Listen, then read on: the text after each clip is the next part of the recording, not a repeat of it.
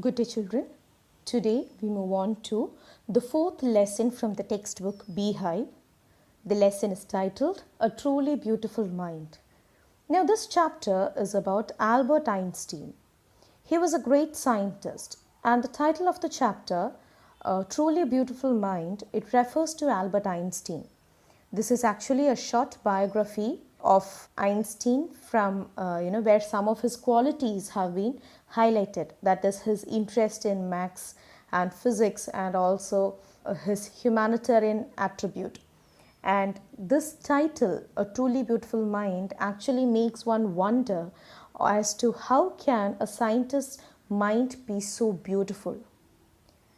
And it is so because in this lesson we come across a different aspect of Einstein. He was a humanitarian. He advocated world peace, non-violence, and this is why the title refers to him as a truly beautiful mind. Before we read, we shall now read about a young German civil servant who took the world by storm about 100 years ago. In the summer of 1905, the 26-year-old published in quick succession 4 groundbreaking papers about light, the motion of particles, the electrodynamics of moving bodies, and energy.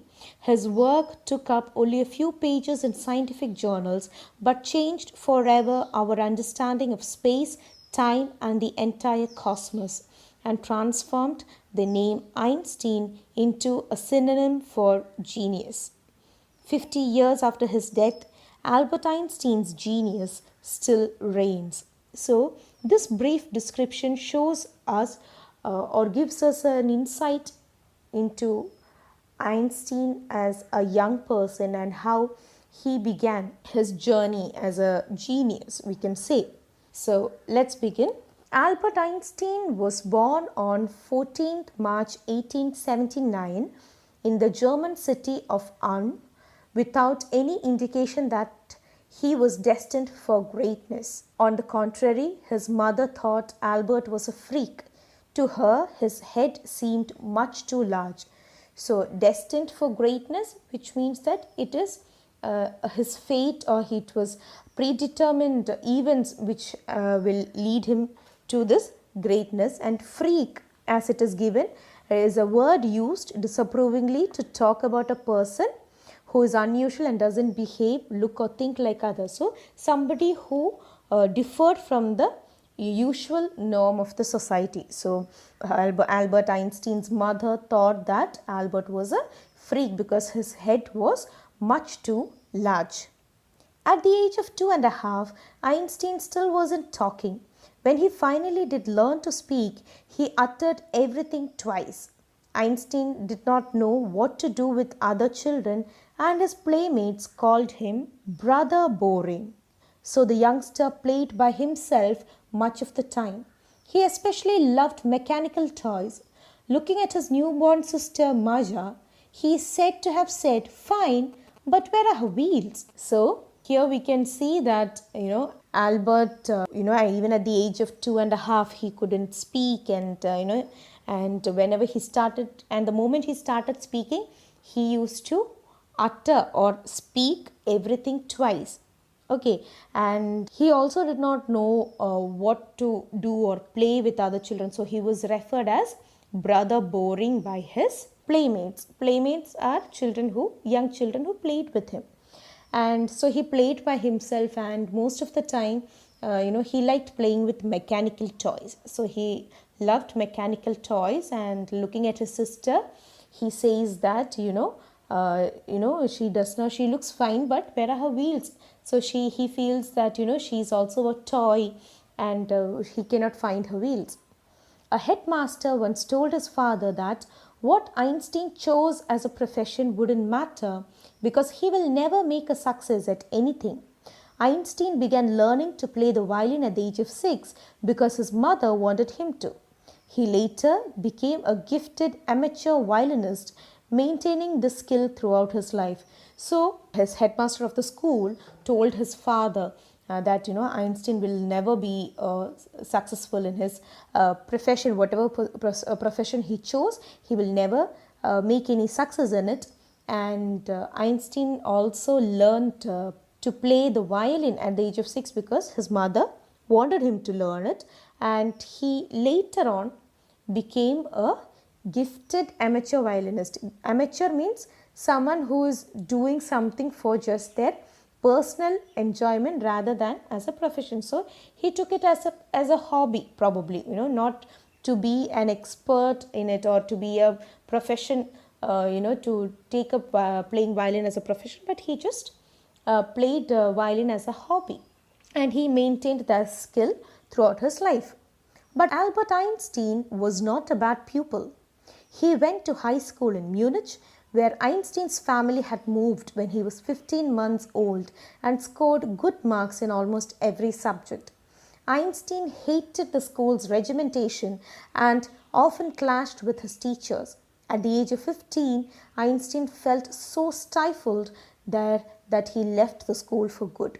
So you can say that he was not a bad student at all, because he was sent to the high school in Munich, which is a place in Germany, and Einstein's family had shifted there when he was just 15 months old, and he used to score good marks in almost every subject.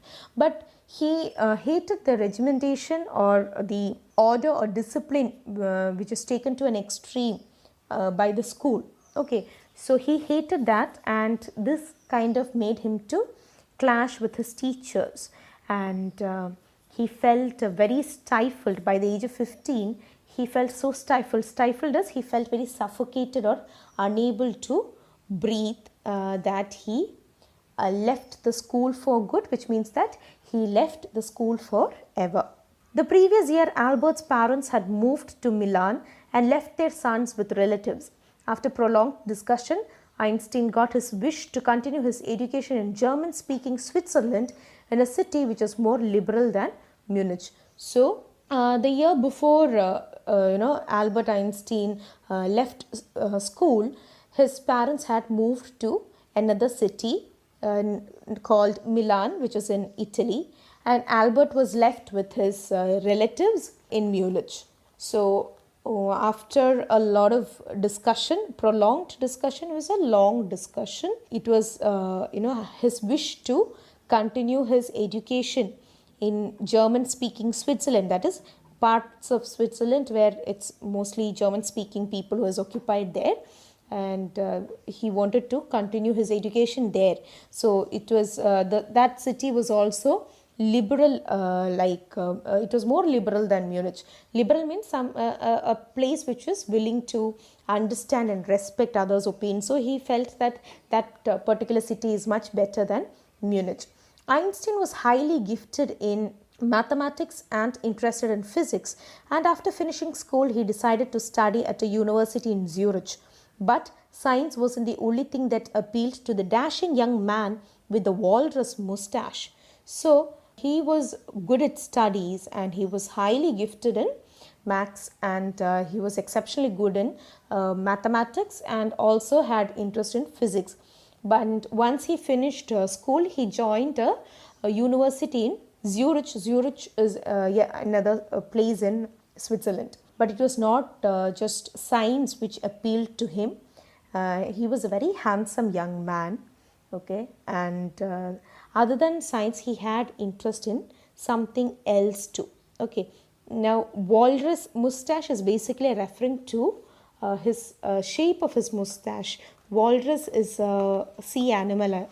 If you know, it is a sea animal. So if you can, you can see the kind of face, the moustache. The walrus also has a certain moustache. So if you look at it, you can see, that's what his moustache resembles, probably that of walrus. He also felt a special interest in a fellow student, Mileva Maric, whom he found to be a clever creature. This young Serb had come to Switzerland because the university in Zurich was one of the few in Europe where women could get degrees. Einstein saw in her an ally against the Philistines, those people in his family and at the university with whom he was constantly at odds. The couple fell in love. Letters survive in which they put their affection into words, mixing signs with tenderness. wrote Einstein, "How happy and proud I shall be when we both have brought our work on relativity to a victorious conclusion." So, other than maths and physics, Albert Einstein liked one of his fellow student or classmate, and her name was Mileva Marek. And he felt that she was a very clever, sharp and intelligent girl. They met at the University of Zurich, and she belonged to Serbia. That is why she's addressed as young Serb. Okay, she belonged to Serbia, and she had come from Serbia to Switzerland because University in Zurich was the one of the few universities in Europe which gave degrees to female students. In Einstein's time, not every women were allowed to go for higher education, and University in Zurich was one of the very few universities in Europe which allowed female students to obtain their degree. And he saw her as an ally. Ally means a friend or an associate. So he saw her as a friend against the Philistines. Now, Philistine here is a word which is used disapprovingly to talk about people who did not like art, literature, or music.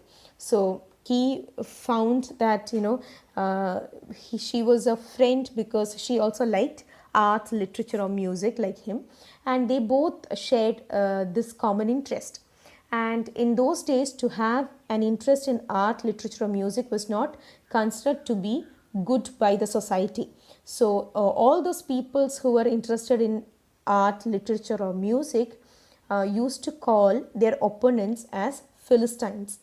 And Albert Einstein's family and many people in the university, they were not in favor of this. So against such people, Albert Einstein and Mileva Marek's unity helped them to face the situation. And the couple fell in love, and they exchanged love letters to express their feelings. And they used to write those kind of letters where they used to mix science with their feelings. So one example or instance that is given is about how Einstein talked about his scientific invention, and he said that he would be very proud on that day when they would finally conclude their paper on the theory of relativity. So basically he wants her to be with him, to show that he wants her to be with him. He speaks on how he wants to, he would be happy and proud when they have brought out their work on relativity to a victorious conclusion. In 1900, at the age of 21, Albert Einstein was a university graduate and unemployed. He worked as a teaching assistant, gave private lessons, and finally secured a job in 1902 as a technical expert in the patent office in Bern. While he was supposed to be assessing other people's inventions, Einstein was actually developing his own ideas in secret. He is said to have jokingly called his desk drawer at work the Bureau of Theoretical Physics. Now, in the year 1900, Albert Einstein was 21 years of age, and he had completed his graduation from the university, but unfortunately he was unemployed. So from 1900 to 1902, he worked as a teaching assistant, and he gave private lessons also. And finally in 1902, he secured a job in Bern. Now Bern is a city in Germany, and so he got the job of a technical officer in a patents office in Bern. Patent is a document which gives the rights of an invention to an inventor. You need to have the patent. Like you have the copyright, something similar is a patent. Okay, so he worked as a technical officer in this patents office. He was supposed to check all these inventions done by other people and give them the patent. But on the other hand, what he secretly did was he also made his own inventions there. And he later on said that the desk on which he worked at the office was of theoretical physics, because it was there that he started working on his inventions. That is why he, very jokingly, he addresses his desk drawer at his work as the Bureau of Theoretical Physics. One of the famous papers of 1905 was Einstein's special theory of relativity according to which time and distance are not absolute. Indeed, two perfectly accurate clocks will not continue to show the same time if they come together again after a journey, if one of them has been moving very fast relative to the other. From this followed the world's most famous formula which describes the relationship between mass and energy. E is equal to mc square. Now, E is equal to mc square is a mathematical equation where E stands for energy, m stands for mass, and c for the speed of the light in a vacuum, which is about 3 lakh kilometers per second. So, I'm sure you have learned the formula of between mass and energy, which is E is equal to mc square. Okay, so it was in the year 1905 that he published his first paper, which was about the special theory of relativity. And now it was in this publication that he wrote that the measurement of time and distance is not absolute, which means that it is not measured in itself nor in relation to anything else, and it depended on something else. So according to this theory, what he said was, if there were two clocks and both are moving, he says that they will not show the same time. Both the clocks will not show the same time, and one clock will always move faster than the other. And to this theory of relativity is actually what gave us the basic formula of physics, which is E is equal to mc square. And to put in very simpler words, Einstein said that, if you notice in the box it is given, when you sit with a nice girl for 2 hours, it seems like 2 minutes. When you sit on a hot stove for 2 minutes, it seems like 2 hours. That's relativity. Now look at the way he has explained what is the theory of relativity. He says that, when you sit with a nice girl and you try talking to that girl, okay, even 2 hours will seem like 2 minutes to you. But on the other hand, just try sitting on a hot stove for just 2 minutes. Now that 2 minutes will feel like 2 hours for you, isn't it? So that's how he described the theory of relativity. It's quite easy to understand, isn't it? Okay, here is the end of the first part.